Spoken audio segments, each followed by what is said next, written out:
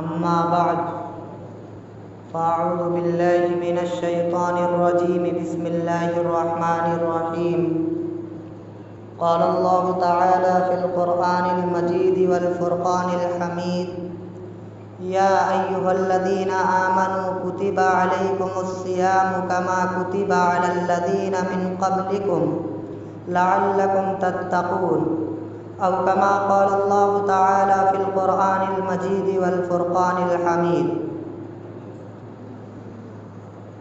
قال رسول الله صلى الله عليه وسلم من صام رمضان إيمانا واحتسابا غفر له ما تقدم من ذنبه أو كما قال رسول الله صلى الله تعالى عليه وسلم۔ حاضرین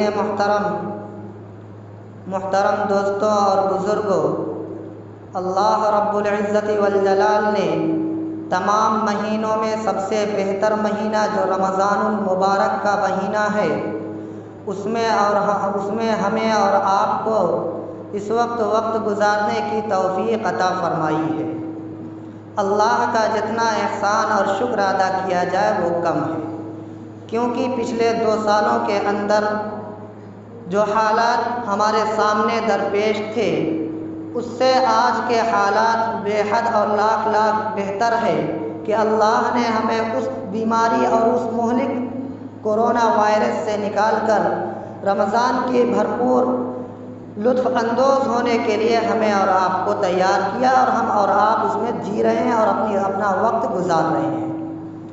رمضان المبارک کے اندر اللہ رب العزت والجلال نے روزے کو مسلمانوں کے اوپر فرض فرمایا ہے۔ سورہ بقرہ کے اندر اللہ رب العزت والجلال نے قرآن کریم کے اندر آیت کریمہ نازل فرمائی، یا ایھا الذین آمنوا کتب علیکم الصیام کما کتب علی الذین من قبلکم لعلکم تتقون۔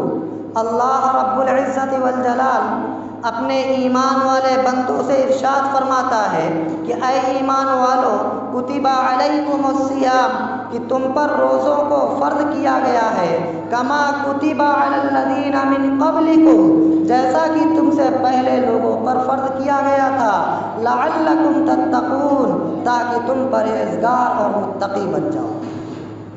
میرے دوستوں اور بزرگوں، روزے کی فرضیت سن 2 ہجری کے اندر ہوئی ہے۔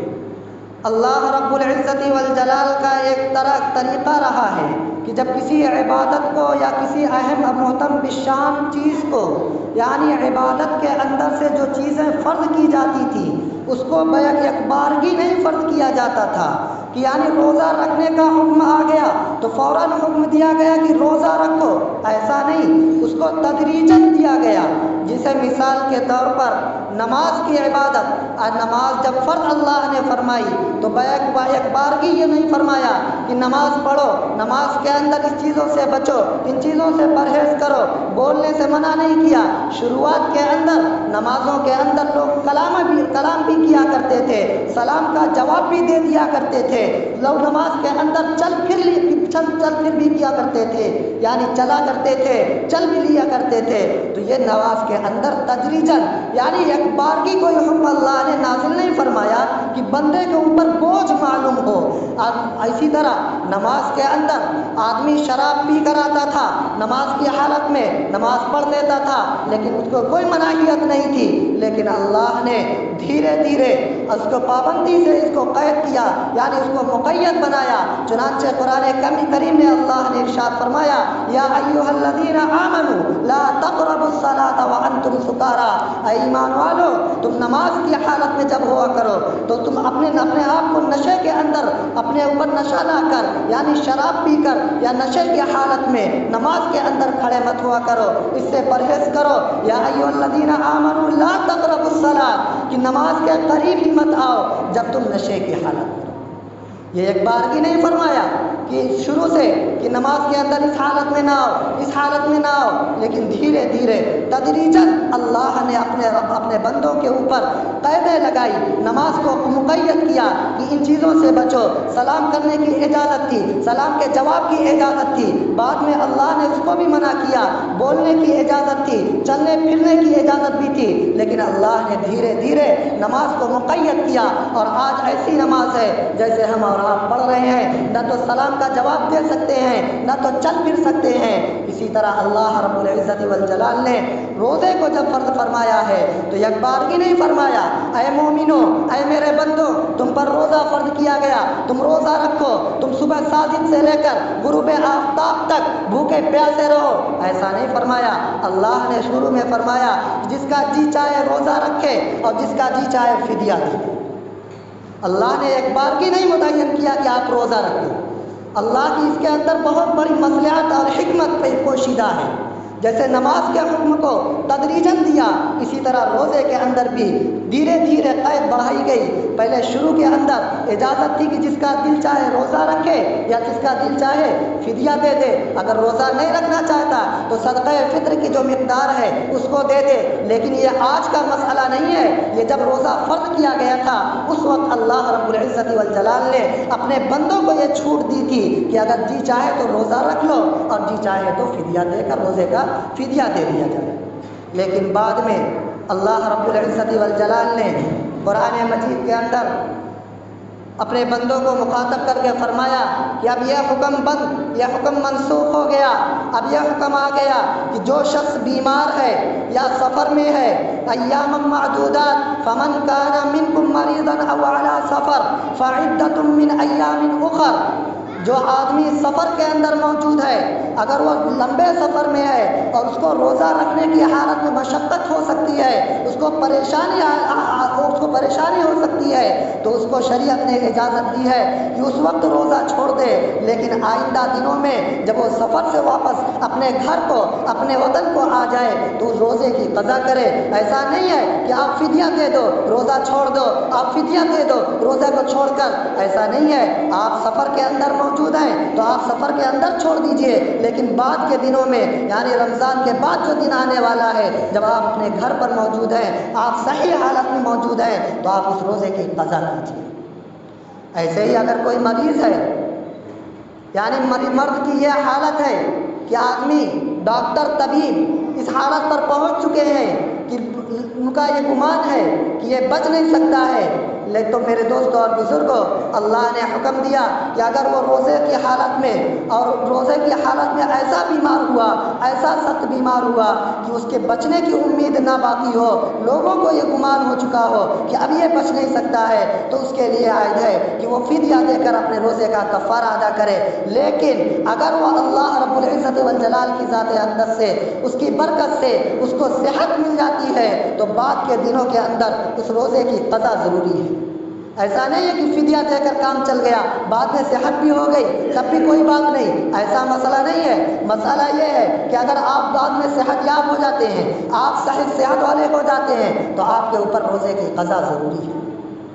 میرے دوستوں اور بزرگوں، قرآن مجید کا انداز سنیے۔ اللہ نے فرمایا یا ایھا الذین آمنوا کتب علیکم الصیام، اے ایمان والو تم پر روزہ فرض کیا گیا۔ اللہ نے کتنے اچھے اور پیارے انداز میں فرمایا کہ اے ایمان والو تم پر روزہ فرض کیا گیا۔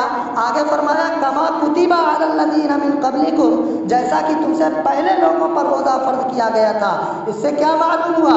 اللہ نے یہ بتلایا کہ یہ روزہ کوئی نئی چیز نہیں ہے کہ آدمی پریشان ہو جائے، بندہ پریشان ہو جائے کہ یا اللہ یہ دن بھر کا بھوکے پیاسے رہنا یہ کیا چیز ہے، یہ کون سی مصیبت آ گئی۔ اللہ نے فرمایا کہ یہ تم پر فرض نہیں کیا گیا بلکہ تم سے پہلے کی امتوں پر بھی فرض کیا گیا۔ آپ خود اندازہ لگائیے کہ جب کسی چیز کا نمونہ، کسی چیز کی شکل اور صورت بنا لی جاتی ہے تو اس کو دوسری چیز بنانے میں اس کو لیے آسانی ہو جاتی ہے۔ مثال کے طور پر کوئی گاڑی ہے یا کوئی اور چیز ہے جس کو کمپنی بناتی ہے، اس کا پہلا سمپل اگر تیار کر لیا جاتا ہے تو دوسرا، تیسرا، سینکڑوں سمپل بنانا اس کے لیے آسان ہو جاتے ہیں، پہلے سمپل بنانے میں دقت ہوتی ہے۔ اللہ نے فرمایا کہ یہ کوئی نئی چیز نہیں ہے، اس سے پہلے بھی تمہاری پہلی امتوں کو بھی یہ روزہ فرض کیا گیا تھا، اس لیے تاکہ تم کو اطمینان اور یقین ہو کہ ہم سے پہلے لوگوں نے بھی رکھا ہے، اس کا مطلب کہ انسان رکھ سکتا ہے۔ اور پھر اللہ رب العزت نے فرمایا یا ایھا الذین آمنو، غور کیجئے کہ کتنا اچھا انداز اور پیارا انداز ہے کہ اے ایمان والو۔ آپ سوچئے آپ کا رشتہ کسی سے ہو، آپ اس کو رشتے کا واسطہ دے کر بلائیں اور آپ اس کا نام لے کر بلائیں۔ مثال کے طور پر آپ کا بیٹا ہے، آپ اپنے بیٹے سے کہیے اے فلاں، اس کا نام لے کر اے فلاں ایک گلاس پانی لا کر دو، تو آپ کو تو پانی ملے گا، آپ کی ضرورت تو پوری ہو جائے گی۔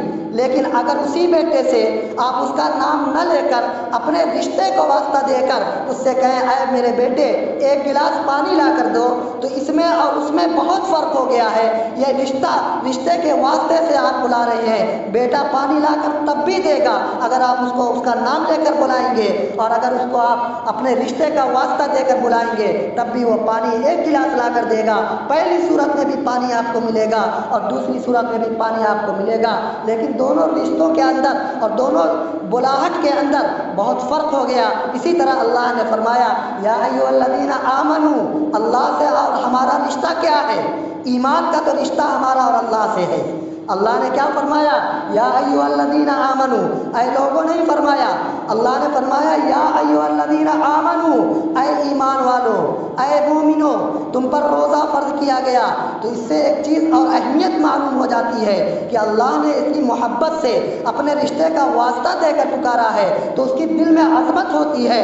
آپ جب اپنے بیٹے کو بلائیں گے اے میرے پیارے بیٹے، تو بیٹے کے اندر دل میں ایک عظمت پیدا ہوگی کہ میرے والد نے مجھے اپنا بیٹا کہہ کر بلایا، میرا نام لے کر نہیں پکارا۔ اور اگر آپ اس کو اس کا نام لے کر پکاریں گے تو اس کے دل کے اندر وہ عظمت اور وہ محبت نہیں پیدا ہو سکتی ہے۔ اسی طرح اللہ رب العزت والجلال نے قرآن مجید کے اندر جب مخاطب فرمایا، جب روزے کو فرض فرمایا تو فرمایا اے ایمان والو، یعنی اپنا اور تمہارا رشتہ، میرا اور اپنا تمہارا رشتہ کیا ہے؟ وہ ایمان کا رشتہ ہے۔ اس رشتے کا واسطہ دے کر اللہ نے فرمایا یا ایھا الذین آمنوا کتب علیکم الصیام کما کتب علی الذین من قبلکم لعلکم تتقون۔ روزہ رکھنے سے کیا ہوگا؟ روزہ رکھنے سے ہم دن بھر بھوکے پیاسے رہیں گے، اس کا بدلہ کیا ملے گا؟ تو اللہ رب العزت والجلال کے پیارے حبیب محمد صلی اللہ علیہ وسلم نے حدیث مبارکہ میں فرمایا ہے کہ اللہ رب العزت والجلال ارشاد فرماتے ہیں، اللہ کے پیارے حبیب صلی اللہ تعالیٰ علیہ وسلم کی حدیث ہے کہ اللہ کے نبی نے فرمایا کہ اللہ رب العزت والجلال ہر چیز کے بدلے کو، یعنی جو چیزیں عبادتوں کی ہیں، مثال کے طور پر نماز کی عبادت، مثال کے طور پر قرآن مجید کی تلاوت، استغفار کی عبادت، استغفار کی کثرت، غرض کوئی بھی عبادت ہو، اللہ رب العزت والجلال نے سب کے بدلے کو، سب کے ثواب کو متعین کر دیا اور بدلا دیا۔ لیکن جب روزے کی باری آئی ہے تو اللہ رب العزت والجلال نے فرمایا کہ روزے کا ثواب اور روزے کا بدلہ میں خود ہوں، یعنی میں خود اس کو اپنا بدلہ دوں گا۔ اب وہ اللہ اپنے شایان شان کے مطابق بندوں کو بدلہ عطا فرمائے گا۔ میرے دوستوں اور بزرگوں، اللہ رب العزت والحبیب کے پیارے حبیب محمد صلی اللہ علیہ وسلم نے فرمایا من صام رمضان ایمانا و احتسابا غفر له ما تقدم من ذنبه۔ اللہ کے نبی نے فرمایا جو شخص روزہ رکھے، من صام رمضان، رمضان کے مہینے کا جو شخص روزہ رکھے، فقد احتسب ایمانا و من صام رمضان ایمانا و احتسابا، ایمانا و احتسابا غفر له ما تقدم من ذنبه۔ اللہ رب العزت والحبیب، اللہ رب العزت والجلال کے حبیب محمد صلی اللہ علیہ وسلم نے فرمایا جو شخص رمضان کا روزہ رکھے ایمانا اور احتسابا، تو اللہ رب العزت والجلال اس کے پہلے کے، یعنی اس کے جو پہلے کے گناہ ہیں، اللہ اس کو معاف فرما دیتا ہے۔ کتنی بڑی فضیلت ہے وہ اللہ جو بدلہ دے گا وہ تو الگ ہے۔ یہ تو اللہ کے حبیب صلی اللہ تعالیٰ علیہ وسلم کا ارشاد ہے کہ اللہ رب العزت والجلال روزہ رکھنے والے بندے کے گناہوں کو، یعنی پہلے کے گناہوں کو، ما تقدم من ذنبی، اس کے گناہوں کو معاف فرما دیتے ہیں۔ اللہ رب العزت والجلال جو اپنا وعدہ کیا ہے کہ میں اس کا بدلہ دوں گا، یا روزے دار کا بدلہ میں خود ہوں، تو اللہ رب العزت والجلال اپنی شایان شان کے مطابق اپنے بندوں کو بدلہ عطا فرمائے گا۔ میرے دوستوں اور بزرگوں، یہ روزہ اللہ نے فرض کیا ہے، اس میں ہمیں اب ہر چیزوں سے بچنا چاہیے۔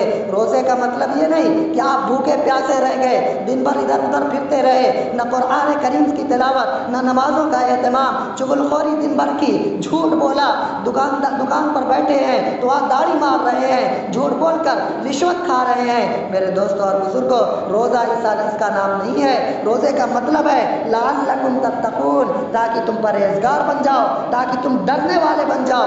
روزے کا مطلب ہی ہے کہ اپنی زندگی کے اندر بدلاؤ لاؤ، روزے سے اپنی زندگی کے اندر چینجنگ پیدا ہو جائے۔ تم رشوت خوری چھوڑ دو، تم جھوٹ بولنا چھوڑ دو، تم لوگوں کی برائی کرنا چھوڑ دو، تم چغل خوری کرنا چھوڑ دو، لوگوں کی پیٹھ پیچھے برائی نہ کیا کرو۔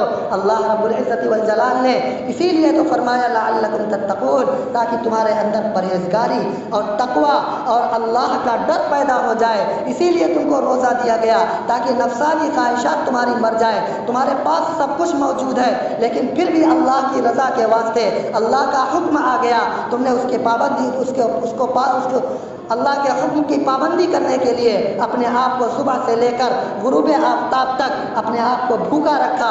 کیوں رکھا؟ اس سے کچھ فائدہ تو ہونا چاہیے۔ تو فائدہ یہی حاصل ہوگا کہ اپنی زندگی کے اندر چینجنگ لایا جائے، تاکہ ہمارے اندر تقوی اور پرہیزگاری پیدا ہو جائے۔ اللہ رب العزت والجلال اپنے حبیب صلی اللہ تعالیٰ علیہ وسلم کے صدقہ طفیل میں ہم تمام لوگوں کو روزہ رکھنے کا اہتمام کرنے کی توفیق عطا فرمائے، اور ہر طرح کی برائیوں سے اور لغویات سے اور جتنی چیزوں سے اللہ کے نبی صلی اللہ تعالیٰ علیہ وسلم نے منع فرمایا ہے، ان سے ہم سب احتراز اور پرہیز کرنے والے بنے۔